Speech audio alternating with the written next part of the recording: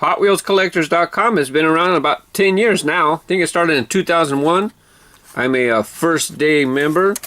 Red Line Club. I think my number is 106. But let's talk a little bit about collectibles and by the numbers. This piece was produced 6,530 pieces. This one happens to be number 2798. It's just a foil sticker stuck on the card. But when HotWheelsCollectors.com first started, they were making like 10,000 of every piece that they came out with. 10,000, 10,000. And you know, they were selling very well because the website was brand new and people were interested and they were selling out like wildfire the first year. But after a few years, 10,000 pieces is just a little bit too much for the market to bear as far as collectibles go. Turns out these are $14.95. It's kind of cool. They've been $14.95 since the beginning, and 10 years later, still $14.95.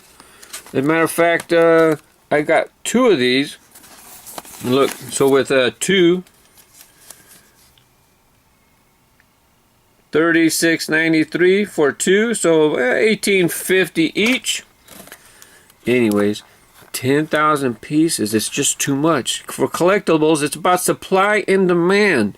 If this thing's going to keep its value, and I'm talking about collectibles as far as value right now, not collectibles as far as collect what you like, but 10,000 pieces was too much. You know, a year or two later, some of the cars, you can get them for $5 at collector shows. People trying to get rid of them and they couldn't even get $5 for them. However, the Ectomobile, this is an awesome piece that has crossover appeal between Hot Wheels collectors and Ghostbusters collectors. So that's why I ordered a couple. I actually ordered more than a couple, but I'll get to that in a second. Let's talk about some numbers. This piece is number 6,530, and it actually has a sticker number 2798. Now the foil stickers are just stuck on there, you know, on the card. The sticker has absolutely no bearing whatsoever on when the car was actually produced. So some people think, oh, I got a low number. It's one of the first produced. You want to see a low number? Nope, 2265. Here we go. Look at this low number. Number 56. Kind of cool to have. Does it add any value?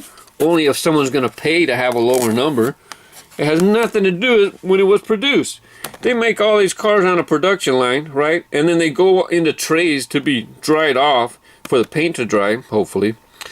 And then they turn around and package them. So when they're, and on top of that, when they package them, the stickers might not even be put on in the order number. So the numbers have absolutely no bearing whatsoever on when it was produced. So if someone tells you, look, it was one of the first 100, it was number 56 produced. No. So when we're talking about by the numbers, the number on the back doesn't mean jack. When we're talking about production quantity, that's important. Because if you are collecting for value, you don't want something that's produced in higher quantities than the market can bear. You know, if they were to make 20,000 of these and then sell them for $15, I would not have bought extras. I would have got one for me, and that's it.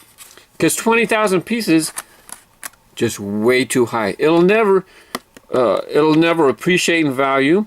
And as a matter of fact, you probably lose money when you try to resell it.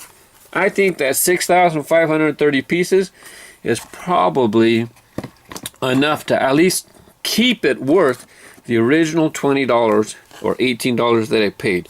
I should be able to, if I wanted to sell it later on, get my money back at least, if not more. And when we talk about by the numbers, here's this American Spirit set. They used to put numbers on these. This one's evil, look. 666. Just kidding. Number 999. It's kind of a cool number. That's why I didn't open up this one. I have another box set. I got all these cars loose. But the number on the box doesn't mean it was a 999th one made. It just happens to be which one it got on the box. Now, these sets were like $35, $40, I forgot. But if you check the online sources, probably could be bought for $20 or less, because they made a whole lot of them. And generally, people don't like to collect stuff in the boxes anymore. Very few people. The vast majority of Hot Wheels collectors like their stuff on regular size cards, so this way they look nice with the rest of their stuff in their collection. Everything's on the same size. Anyways, that's just my spin on collectibles and by the numbers. It don't mean a whole lot as far as the decal on the back. Where's my low one? Where'd it go? The number on the back doesn't mean much. What matters is how many are produced and how much interest there is in that piece. If they were to make a 1,000 piece run of the hot seat, the toilet, doesn't matter. Just a toilet, it's just a hot seat. 6,000 of the Ecto, yeah, pretty good numbers. Bye bye.